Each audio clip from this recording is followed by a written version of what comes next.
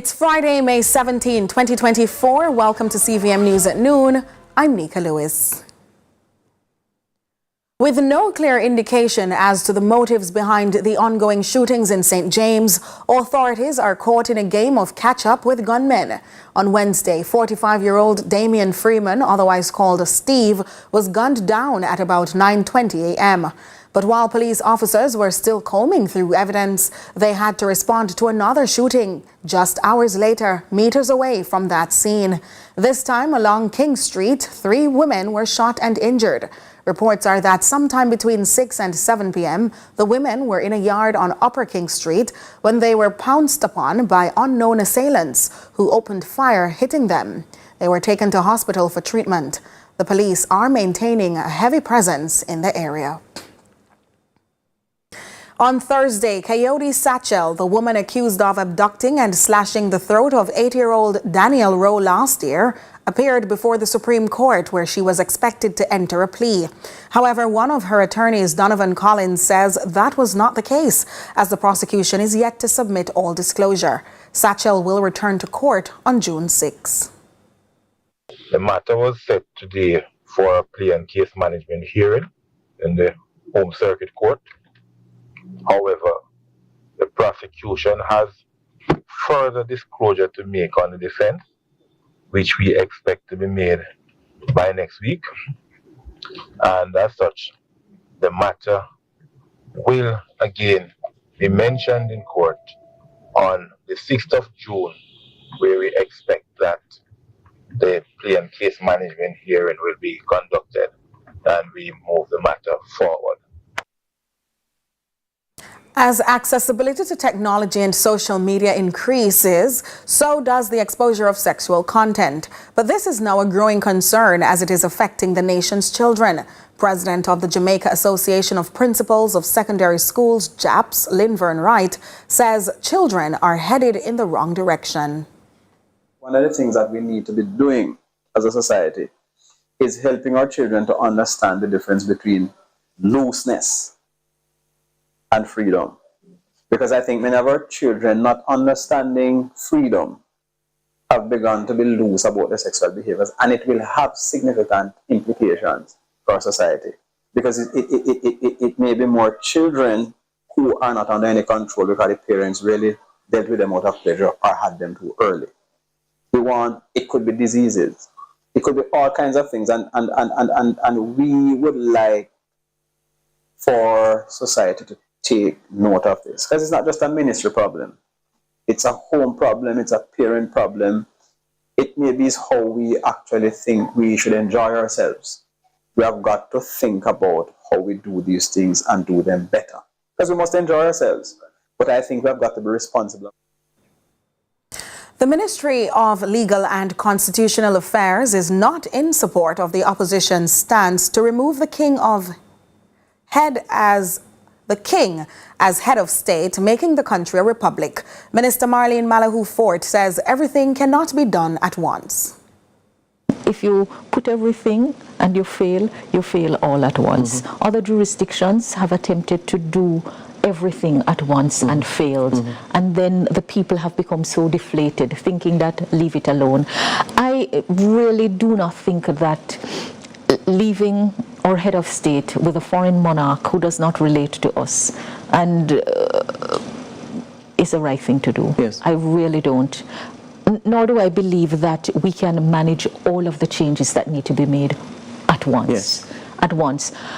I do not subscribe to the school of thought that unless we can do everything at once, we mustn't do it. In Jamaica, people who build houses understand that they have a dream for a big house, but sometimes they just lay the foundation and start one room at a time. And it has taken them years. And then when you see, after the many years, what that house looks like, you are in awe. Can you imagine if they didn't start it because they couldn't complete it all at once?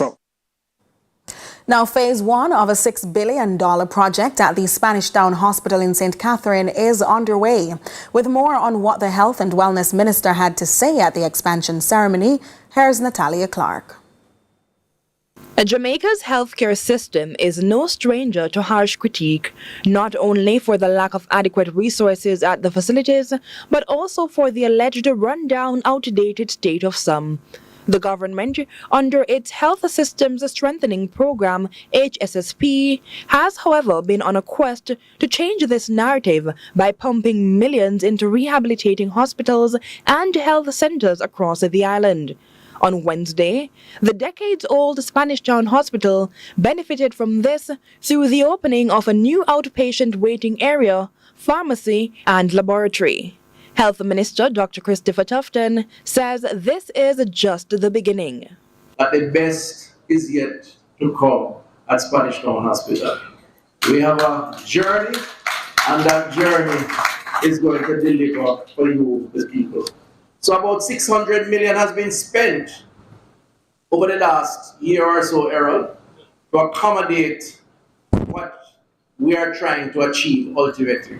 The minister says with the addition of this facility, the government's plan to recognize hospital services is underway. This is all part of the comprehensive plan of developing and redeveloping the Spanish Town Hospital. Out of the government's recognition that the time has long come for us to right-size our healthcare provision for the expansion in the parish of St. Catherine. Member of Parliament for St. Catherine Eastern, Denise Jaley, also shared remarks, noting her support of the new development. We have the best doctors, the best nurses, anywhere they go in the world, the best caregivers.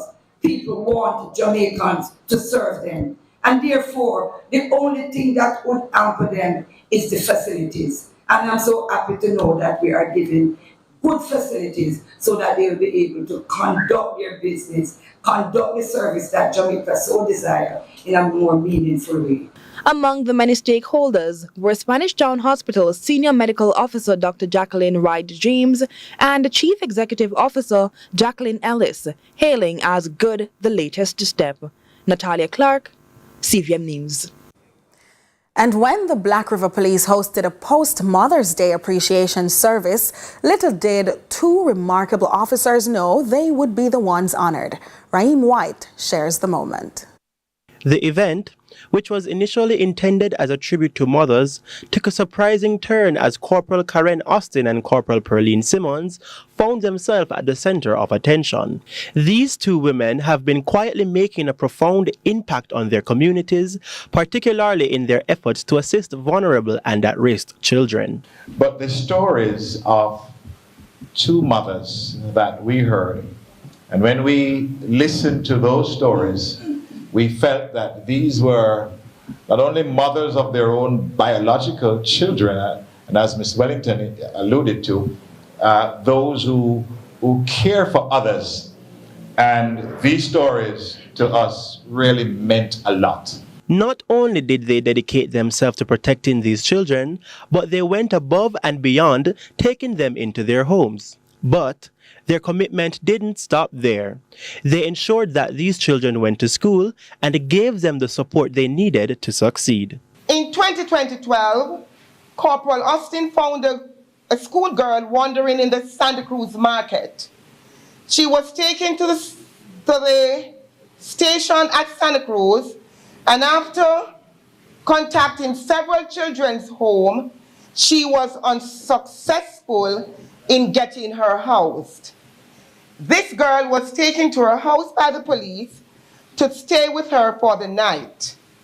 And instead, she stayed with her for 5 years. While posted at the Lacovia police station, a young boy about 5 years old was found by citizens wandering.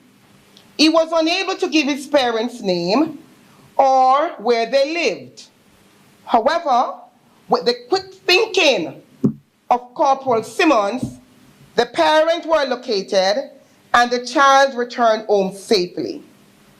Because of this, he's now a policeman today and had returned to thank her for helping him that day.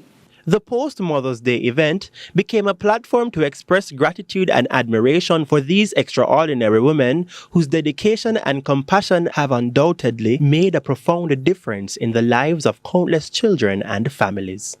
Raheem White, CVM News. That's touching. But CVM News at noon continues in a moment.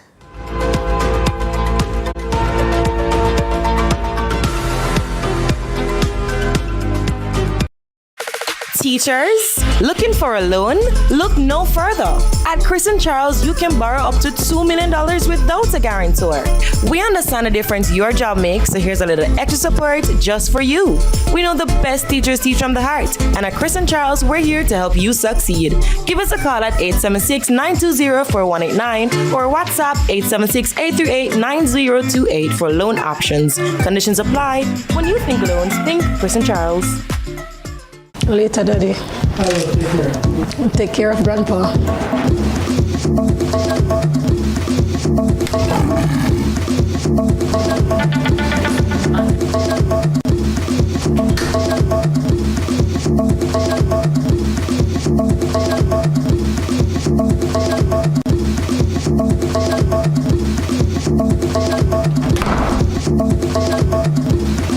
Saka, it work.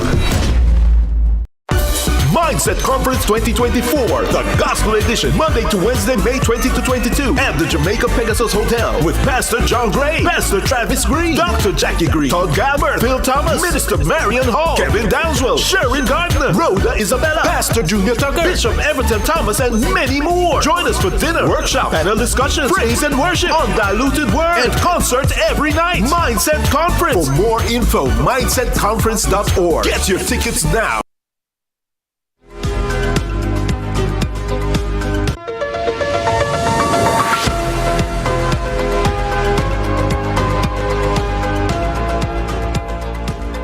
Welcome back. It's now time for our discussion segment, and the increase in road fatalities, of course, is one of the hot topics. It has sparked concern within the government around national road safety and especially how we manipulate the nation's roads. So Prime Minister Andrew Holness, yesterday he addressed some of these concerns and issues, but we wanted to hear what other stakeholders had to say on the matter, not just the meeting, but the actual issue of road safety. So joining us now is the president of the Transport Operators Development Sustainable Services, TODS, or you know them as taxi operators under an umbrella group, and that's headed by Mr. Edgerton Newman. Welcome, Mr. Newman.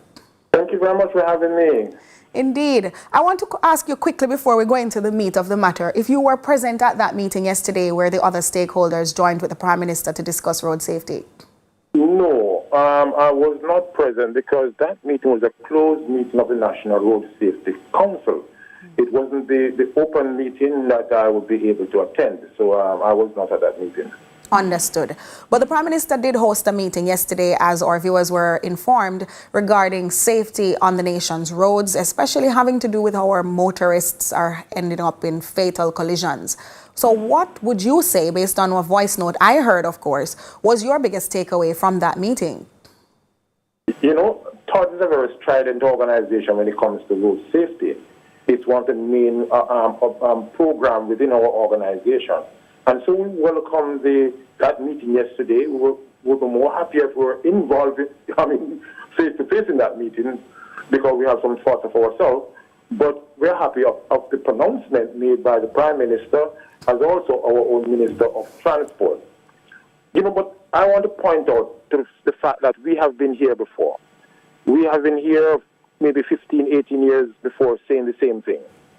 What needs to be done, that we need to walk the talk now.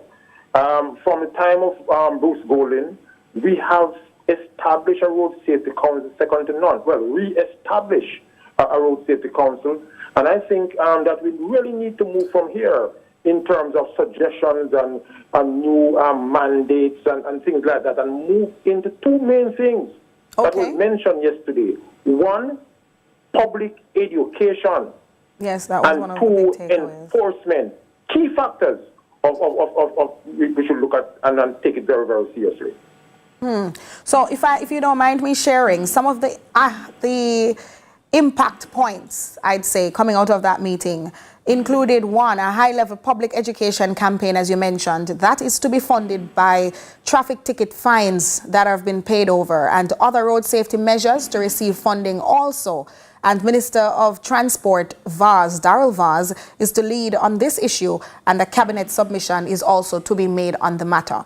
And the other one that I think might interest you now and some of your members has to do with the demerit point system. They say that is to resume automatic suspension of licenses within 2 weeks.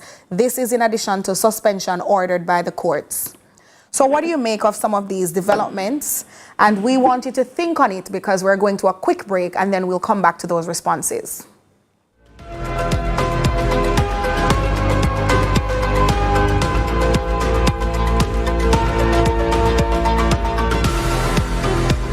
Truth is, you can live life to the fullest with HIV. This time signal is brought to you by the Ministry of Health and Wellness. The time is 12:15. Don't miss it! New Budget Supplies pre-Labor Day massive yard sale. 5 crazy days. New Budget gone crazy. May 17 to 22. Yes, boy. Clearance on old or damaged stock up to 50% off. Including lumber, doors, toilets, drywalls, PVC pipes, and clearance on broken tiles. I want some of that. We've got specials on paints, film face ply, zinc, and so much more. I want that too. You can't afford to miss this crazy yard sale. New Budget, do it again.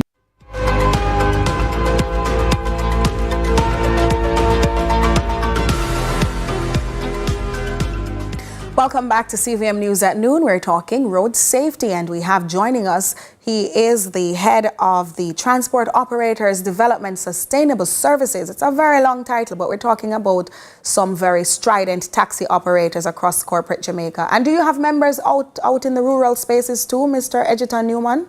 Absolutely, across the island. Okay, so I'm guided. Members of taxi fraternities across the island who fall into his group or under his umbrella. Well, we were talking about the demerit point system, and we also spoke about traffic fines being used to fund an education campaign around national road safety awareness.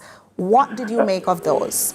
Okay, I really did not know that there was a pause with regard to the demerit fines and the taking over for our license. I thought it was an ongoing process. So there was a short pause in it. I welcome the return of it. But, you know, we need to look beyond demerit points and look at retraining for people. When you take away my license, I should not receive that license back until I can show that I have done some training, at least a 2-day training or 4-day training in certain aspects of road safety or of driving, including defensive driving. You can't just take away my license for 6 months, a year, and just after that time, just give it back to him. He's going to go back to the same thing. There are a number of drivers who are driving right now without license. You know, so we need to go beyond demerit points and look at the return of that man's license when he shows you a certification from a reputable training organization on that they have done some reactivation of their educational skills in terms of driving. So you mentioned something just now that piqued my interest, that a number of people are driving without licenses. This is not new to the authorities, meaning that they're not hearing this for the first time. They've come across this sort of information.